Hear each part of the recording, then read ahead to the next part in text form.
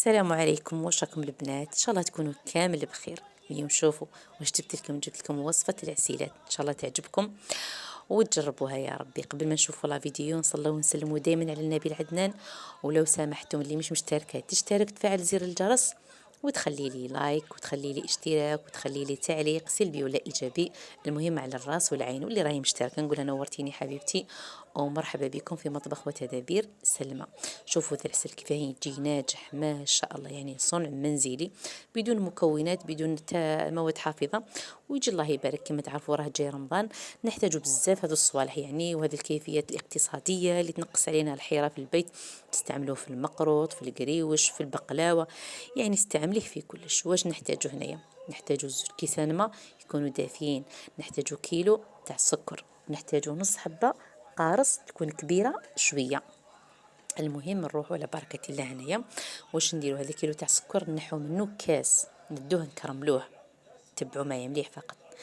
كرملي السكر تاعك تماما هاكا، خليه على نار قليله وانتي تكرملي فيه. من الاحسن تستعملي مغرفه تاع لوح ولا تاع سيليكون باش يعني باش يدك ما تسخنش وما تحرقكش، يجي رائع. يعني نستعملوه في كاع في الحلويات اللي نحتاجوها، سورتو مع الشي راه غالي كما تعرفوا. احنا عندنا هنا يدير من 20 حتى 25 ألف، هذا تاع القوطي الكبير. والسكر يدير 9000 فراك، 8000 ونص، تقدري تصنعي به. شوفي شتي شحال تنقصي على روحك، يعني تنقصي النص الكبير، تقدري تجيبي 2 كيلو تصنعيهم 2 قواطع، خير من تشري 2 قواطع يطيحولك ب50 ألف.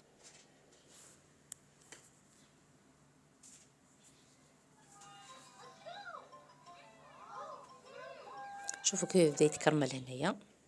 لازم تكرملوه وتخلوه يذوب تماما، ما تقعدش ذره تاع سكر في القاع تاعها هكا باش تنجح لنا الطريقه.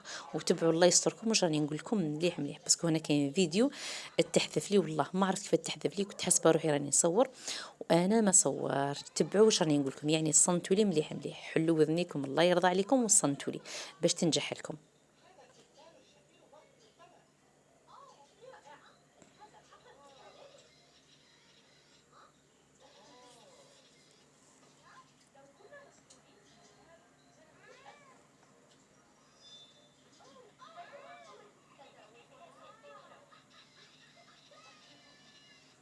هنا بعد ما تكرملي تقريبا كما يقولوا شويه حمارت لي، بصح ما كاش مشكل. زدت لها 2 كيسان ماء اللي كنتم وجدتهم على جنب. ما حبيتش نحذف هذا لا فيديو باش ما تقولوش كما يقولوا خاسره ولا حاجه.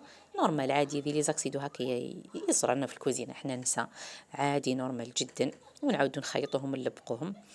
زدت 2 كيسان ماء. واش قعدت ندير؟ قعدت نذوب في الكراميل هذيك اللي جمدت لي. شتو كيفاش نفرغوا عليها السكر؟ كدير هكا طبقه يعني صلبه، ما تخافوهاش. قعدوا ذوبوا في السكر في الكراميل تاعكم حتى تذوب تماما، ما تخلوه ولا نقطه في القاع تاع الطاجين. ومن الاحسن الطاجين يكون ثقيل، خياتي كيكوطه ولا طاجين ثقيل عندك ولا اي حاجه. تقدري تخدمي حتى في مقله الا كانت ثقيله، باسكو ما تديش بزاف، 2 كيسان توعمه فقط هذا مكان. وهنا راكم تشوفوا الماء ما خليتوش غلا، ما تخلوش الماء تاعكم يغلي عفوا، وانتم تذوبوا في الكراميل. هنا بعد ما تذوب لي الكراميل تماما نفرغ مباشره السكر تاعي ونقعد نخلط يا البنات. قعدوا تخلطوا، ماذا بيا الماء هذا ما تخلوش يغلي لكم تشوفوا فيه حتى تذوبوا السكر ثاني. فهمتوني؟ يعني نذوبوا الكراميل ونذوبوا السكر والماء تاعنا مازال ما غلاش. الله يحفظكم، ركزوا مليح واش راني نقول لكم. هاكا كما كنت تشوفوا نقعدوا نذوب في السكر حتى يذوب، ما نشوفوه ولا حبه منه لا في القاع ولا في الجوانب.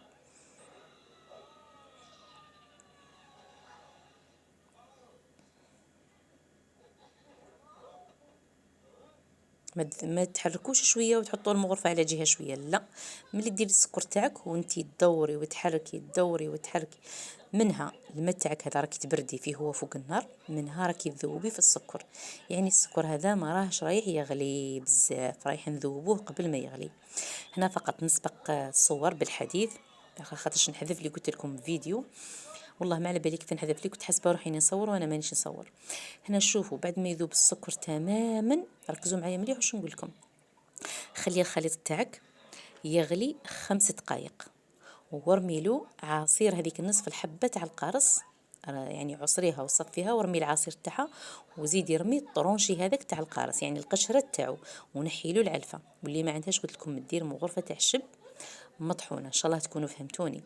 قلت لكم بعد ما يغلي عدوا 5 دقائق ورموا له العصير تاع القارص مع نص ذيك القشره تاع القارص، وزيدوا حسبوا مره واحده اخرى 10 دقائق. الله يرضى عليكم، عفوا 5 دقائق. نعاود لكم، عدوا بعد ما يغلي الماء تاعكم، عدوا 5 دقائق.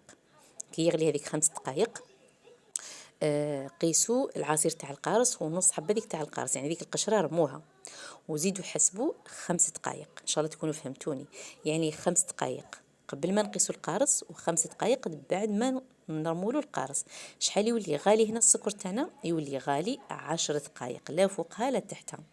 وطفوا على الخليط تاعكم، خلوه يبرد شويه، فرغوه في لي بواط وردوا لي بالخبر. يعني ما يخلعكمش الا جمد، باسكو الجو راه بارد بالبزاف. حطي فوق النار فقط تشوفي فيه يطلق روحه، زيدي له مزهر، زيدي له ميها يعني، وانتي تحصلتي على عسل من اروع ما يكون. تبعوا مليح حبيباتي واش قلت لكم فقط. كي يولي يغلي عدوني، نأكد ونعود على هذه الملاحظة.